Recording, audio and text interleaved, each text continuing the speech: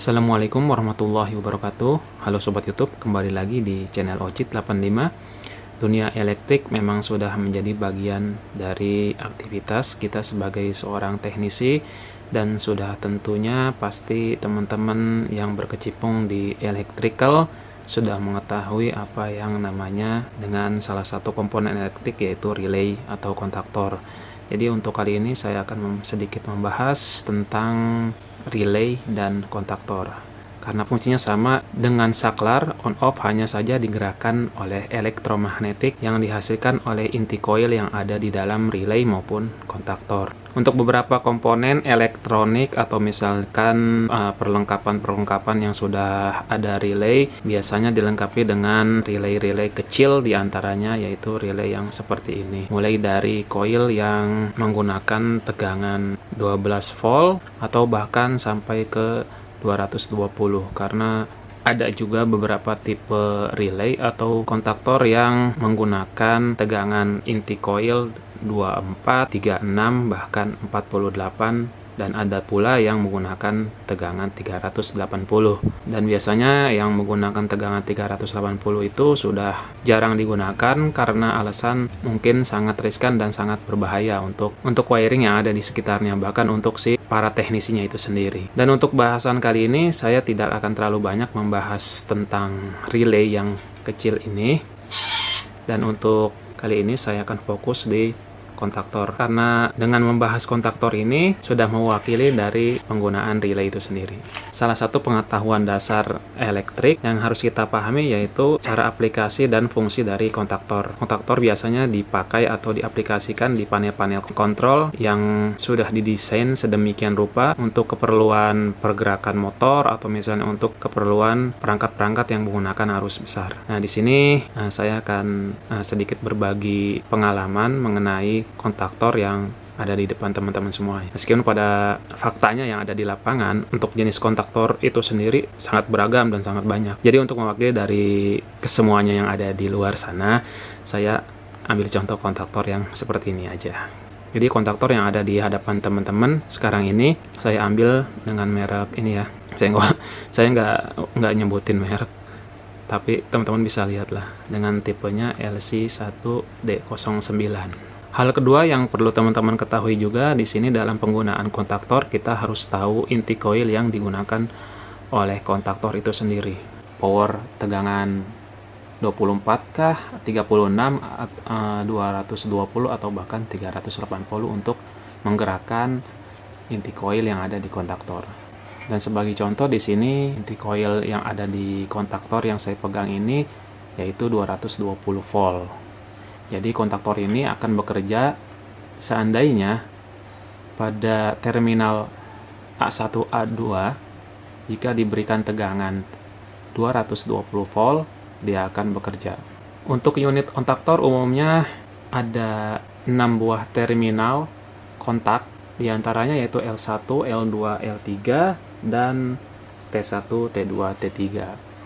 Jadi untuk aplikasi di lapangan teman-teman bebas sih mau pakai yang mana sebagai power standby, mau dari bawah atau dari atas, tergantung kebutuhan dan penerapan di panel kontrol.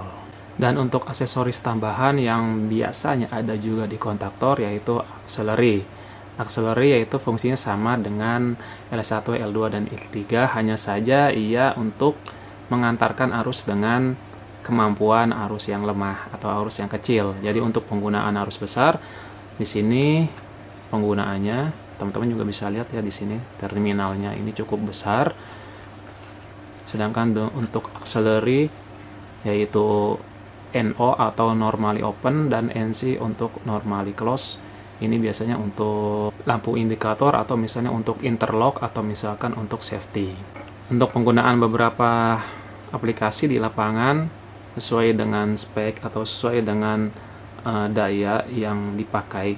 Misalkan untuk daya motor berapa kW atau berapa HP, teman-teman juga harus perhatikan tipe kontaktor, karena banyak sekali jenis kontaktor, banyak sekali jenis merek, dan tentu saja harus disesuaikan sama penggunaannya. Jangan sampai kontaktornya itu terlalu lemah atau bahkan terlalu kuat. Kalau terlalu lemah, resikonya kontaktornya ini akan cepat rusak, dan kalau terlalu kuat dalam arti misalkan kemampuan kontaktornya itu bisa sanggup untuk menahan beban 2 kali lipat dari pemakaian, sayang dong kosnya. Ya, jadi harus benar-benar jeli dalam penggunaan kontaktor. Dan sebagai peraga saya sudah merangkai rangkaian sederhana bagaimana sih cara kerjanya si kontaktor ini sehingga bisa menghubungkan arus masukan dan keluaran. Jadi untuk dayanya di sini karena saya menggunakan lampu indikator 220 volt. Jadi saya pakai tegangan PLN 220. Di sini yang kuning dan merah tegangan PLN 220. Dan untuk saklarnya, triggernya saya pakai push button. Jadi untuk tegangan pasnya ini saya hubungkan ke A1. Dan untuk netralnya yang ini melewati push button saya masukkan ke A2. Dan untuk memberikan tegangan standby yang ada di L2 dan L3 saya jumper A1 ke L3 dan A2 ke L2. Dan untuk outputnya saya hubungkan kabel ini ke T2 dan T3 dan saya koneksi ke lampu indikator. Steker sudah saya colokkan ke stop kontak, tinggal kita coba saja ya.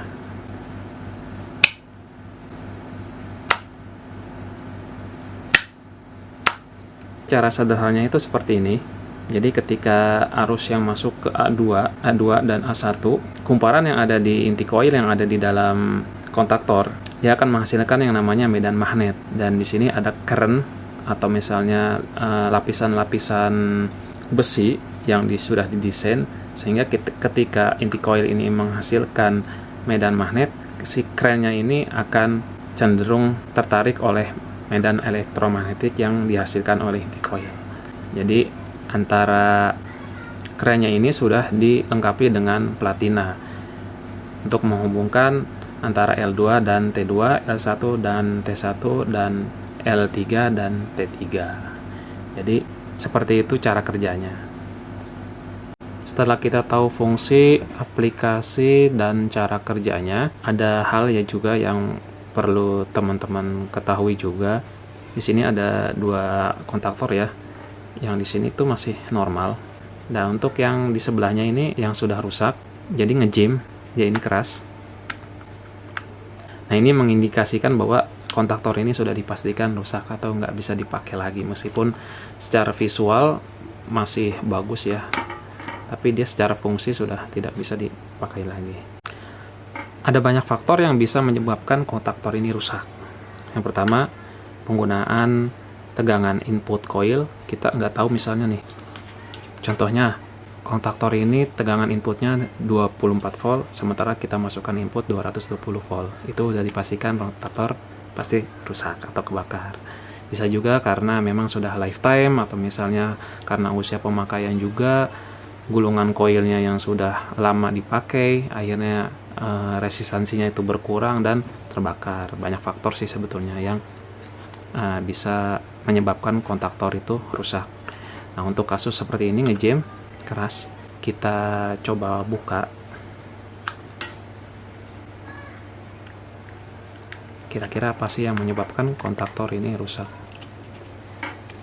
Untuk dalamnya seperti ini ya, yang sudah tadi sempat saya jelasin. Di sini inti coil yang A1 dan A2, dan ini kerennya. Jadi ketika ini ada medan magnet, si kerennya ini akan cenderung tertarik ke dalam sini. Nah, ini salah satu contoh kerusakan yang ada di kontaktor, yaitu coil, inti coil yang sudah terbakar. Coilnya mati, meskipun kita kasih tegangan, si kerennya ini nggak akan tertarik. Jadi kontaktornya sudah pasti rusak.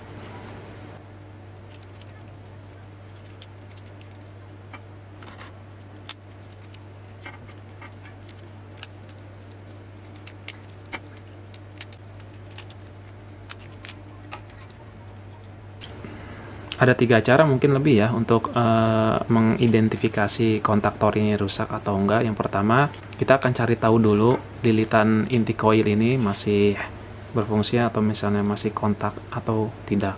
Kita harus ukur nilai resistansi yang ada di A1 dan A2. Kalau misalnya ada nilai pergerakan di berapa ohm pada skala ohmmeter di avometer, itu ada kemungkinan kontaktor tuh masih bisa dipakai. Kalau misalnya nggak ada sama sekali atau bahkan short, itu kontaktor sudah dipastiin rusak. Yang kedua, cara manual. Kita cukup menekan seperti ini. Kalau misalnya keras seperti yang kontaktor ini, sudah dipastiin kontaktornya juga rusak. Yang ketiga, kita pakai indera penciuman. Biasanya kalau misalnya koil yang ini terbakar, udah pasti baunya nggak enak dong. Kayak bau sangit. Jadi itu adalah beberapa cara yang biasanya saya pakai juga di lapangan untuk identifikasi itu kontaktor masih bisa dipakai atau tidak. Baik teman-teman, mungkin itu aja ya informasi dasar yang bisa saya sampaikan ke teman-teman. Mudah-mudahan yang nggak tahu jadi tahu, yang udah tahu bisa disimak, atau misalnya ada kekurangan yang udah saya sampaikan bisa ditambahin di kolom komentar. Kita sama-sama saling mengingatkan lah, kalau misalkan saya salah atau misalnya ada yang kurang bisa ditambahin di kolom komentar. Dan saya sangat berterima kasih kalau misalnya teman-teman yang udah senior, yang udah sepuh lah kalau boleh saya bilang tuh, yang udah ngelotok ilmunya di electrical, bisa ngasih saran masukan juga ke saya sebagai menambahin perbendaraan ilmu pengetahuan saya juga, dan untuk teman-teman pada umumnya sih. Baik, saya Ocit pamit undur diri. Terima kasih sekali lagi. Tunggu video saya selanjutnya. Saya akhiri. Assalamualaikum warahmatullahi wabarakatuh.